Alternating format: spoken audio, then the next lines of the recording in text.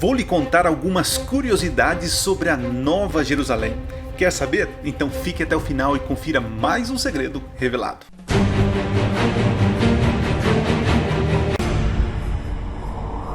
Olá, seja bem-vindo a mais um vídeo do canal Minuto Profético. Esse é o vídeo número 1 do ano de 2022.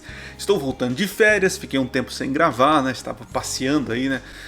Passeando na casa da sogra, né? É um passeio, né? Mas fui lá ficar alguns dias com a minha sogra que não está muito bem, né? Então ore por ela, o nome dela é Rita, tá? Rita, orem pela Rita, Dona Rita. Mas no Natal eu gravei esse vídeo aqui falando sobre 3 coisas importantes que você precisa saber sobre o Natal. Então confere lá que eu tenho certeza que vai ter coisa interessante para a tua vida espiritual, ok? Fiquei um pouquinho afastado aí do Instagram, mas já voltei, né? Hoje que saiu esse vídeo, já gravei alguns Reels aí respondendo algumas perguntas. Se você quer fazer algumas perguntas, vai lá no @Cicilio7, nos siga lá no Instagram, tá? E aqui no link da descrição vai ter um link para você entrar no grupo do Telegram, que nós estamos chegando a 400 pessoas que gostam, que amam profecias. Tem muitas pessoas lá inteligentes, pessoas que gostam, que são estudadas, né? Que sempre estão respondendo, dando sua opinião. Se você quer participar desse grupo, é de graça, tá bom? É só clicar aqui no link do Telegram e você vai entrar lá, tá certo? E também, já vai sair o novo podcast Minuto Profético. Já gravamos 60 episódios, né? O último que eu lancei foi sobre Apocalipse, o número 1, a live número 1, Apocalipse Decifrado. Confere lá, se você gosta de podcast, tem muito conteúdo. Mas gente, hoje vamos falar então sobre Jerusalém, a Nova Jerusalém. Eu vou tentar evitar fazer cortes aqui, né? Edições, porque o trabalho é dobrado, mas se você quiser acelerar o vídeo aí, acelera aí, porque vai ter algumas informações aqui para você. Lembrando que eu não sou dono da verdade e eu estou tentando contribuir aqui para o seu crescimento espiritual e de seu entendimento da Bíblia Sagrada, né? Não sou a última voz, né, da profecia, mas aqui a intenção é despertar você para estudar, procurar bons livros, comentários e crescer no conhecimento da revelação da palavra de Deus, ok? Então vamos lá, vamos falar um pouquinho sobre a questão da Nova Jerusalém. Mas antes de entender a Nova Jerusalém, nós temos que entrar na cabeça de João. João foi o escritor do Apocalipse e ele tinha os pressupostos dele, né? A cultura, o tempo, a época, os costumes. Isso precisa ser precisa ser compreendido por nós para a gente poder chegar a algumas conclusões interessantes sobre a Nova Jerusalém. Quando você vai no Antigo Testamento, você percebe que Deus começa a sua criação num jardim, né? Começa a criação e a sua revelação num jardim. Né? Não existiam cidades. As cidades elas vão aparecer depois, né? E ela começa como algo mal, né? Nimrod ali começa a construir ou juntar pessoas, né? O juntamento não era a vontade de Deus naquele momento, né? Era que o povo se espalhasse. Muito bem. Passa-se um bom tempo e aí a civilização começa a entender que se ajuntando poderiam ter ajuda um com o outro e poderiam plantar próximo, enfim, morar junto e ter o seu alimento próximo, né? E as cidades, elas naquela época, era um conceito também que a gente precisa entender, que era um conceito de segurança, né? Porque havia um cerco, as cidades eram cercadas, né? Porque elas eram protegidas contra invasão, né? Então as pessoas moravam dentro da cidade, havia um cerco, uma proteção, né? E aí durante o dia as portas geralmente ficavam abertas para as pessoas ir para o campo, né? Para poder plantar, para fazer suas atividades no campo e à noite pudessem voltar para esse lugar protegido. Então à noite geralmente, né? Os portões eram fechados.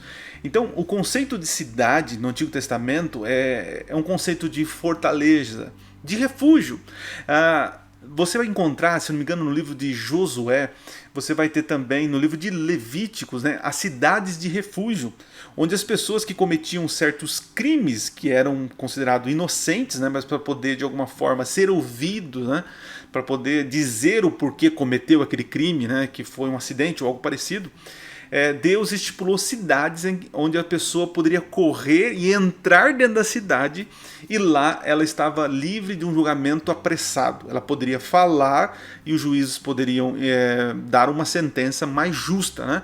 Mas enquanto ele estivesse fora da cidade de refúgio, das cidades de refúgio, ele poderia ser morto a qualquer momento pelo vingador, né? Dependendo do crime que ele cometeu, ele poderia morrer fora, né? As pessoas teriam direito, né? Por exemplo, se eu matei uma pessoa, o irmão daquela pessoa poderia matar também, né? Me matar. Mas se eu corresse para a cidade de refúgio, dentro da fortaleza, dentro dos muros, ali naquela cidade eu teria o direito de me explicar, né? Perceba que cidade no Antigo Testamento tem esse conceito de proteção, cuidado, segurança, né? Refúgio, tá? Então pensa muito nisso, tá? O que mais aqui que eu anotei? Então, eu falei sobre socorro, por isso que no Antigo Testamento você vai encontrar, né, Davi falando, né, que o Senhor é nosso refúgio e fortaleza. E tem um aspecto interessante. As cidades que ficavam no alto, como Jerusalém, era sinônimo de cidades mais protegidas, né? Cidades que ficassem no vale teriam mais insegurança, né? Havia essa tentativa também de quanto mais alto, mais próximo dos deuses, né? Então eles faziam cidades no alto, que também era mais fácil para poder vigiar ao redor contra inimigos, né? Então, tendo esse conceito do que é uma cidade, fica mais fácil agora a gente ir para o Apocalipse para compreender o que João estava querendo dizer sobre a Nova Jerusalém, tá? Recomendo você ler todo o capítulo 21 do Apocalipse para você entender completamente, tá bom?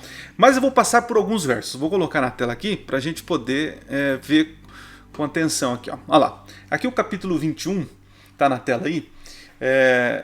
Lembra que eu falei que Deus ele começa a sua criação e a sua revelação num jardim, mas ele termina a sua recriação numa cidade, né? É isso que é interessante, porque o início era um jardim, poucas pessoas, e agora nós temos uma grande multidão, né? E onde essa multidão vai ficar, né?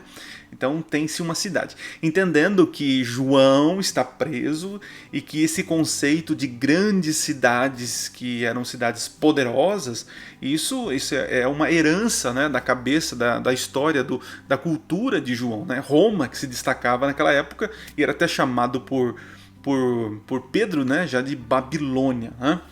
Então entenda que cidades elas são sinônimos de poderio, tá? Muito bem, então nós temos aqui, eu quero ler alguns versos que enfatiza, por exemplo, as medidas. Deixa eu olhar aqui as medidas, né? Você vai pegar aqui no verso, deixa eu ver aqui, olha que interessante, ó, esse verso aqui, ó, o verso 9. Diz que o anjo, né, transportou em espírito até uma grande e elevada montanha. Então João é levado em espírito uma montanha, e naquela montanha via descer a cidade de Jerusalém. Diferente no capítulo 17, onde o anjo transporta João para um deserto, para um vale, onde ele vai ver Babilônia. Tá vendo a diferença aí? Ok, mostrou então a cidade santa que descia do céu da parte de Deus, tá? Mas eu quero ver as medidas aqui, ó. Diz então, cadê aqui? Quero ver aqui, ó. Aquele que me falava comigo, tinha por medida uma vara de ouro para medir a cidade e as suas portas e as suas muralhas. Então é como se tivesse uma treninha. João agora começa a medir. Mas essa metragem, né, se você trazer para os números atuais, quer ver, ó, se você colocar uma versão, vamos mudar aqui a versão. Vamos colocar a versão que eu gosto muito, que é a nova versão, é a nova versão transformadora. Vai dizer para nós aqui as medidas, ó. Quer ver? Olha que interessante.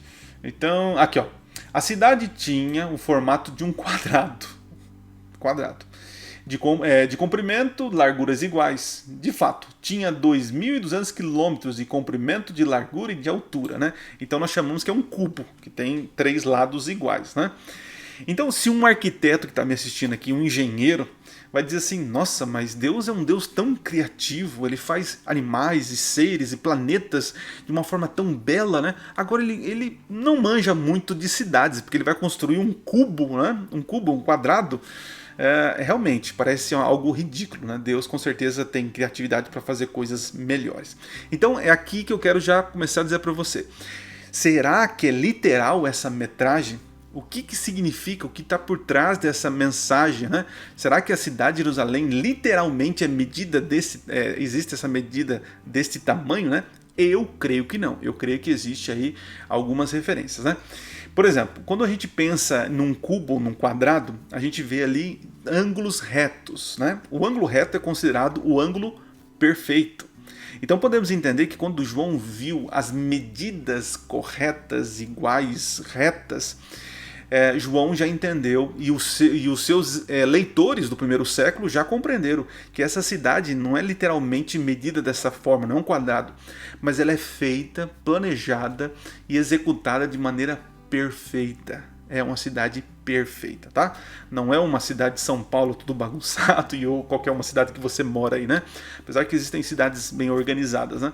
Mas a Jerusalém não tem problema com ruas estreitas, não tem problema para estacionar o carro, enfim, é uma cidade feita de um alto padrão de excelência, é uma cidade feita sob medida para todos os salvos. Olha que coisa bonita, né? Então essa é a questão das medidas, tá? Então não leve literalmente essa questão de ser um quadrado, né? Imagina um caixotão descendo do céu, uma coisa estranha, né? Seria estranho levar isso de maneira literal. O que mais? Vamos falar um pouco sobre os materiais, né? Aqui diz vários tipos de pedras. Deixa eu ver qual é o verso aqui que aparece as pedras aqui, ó.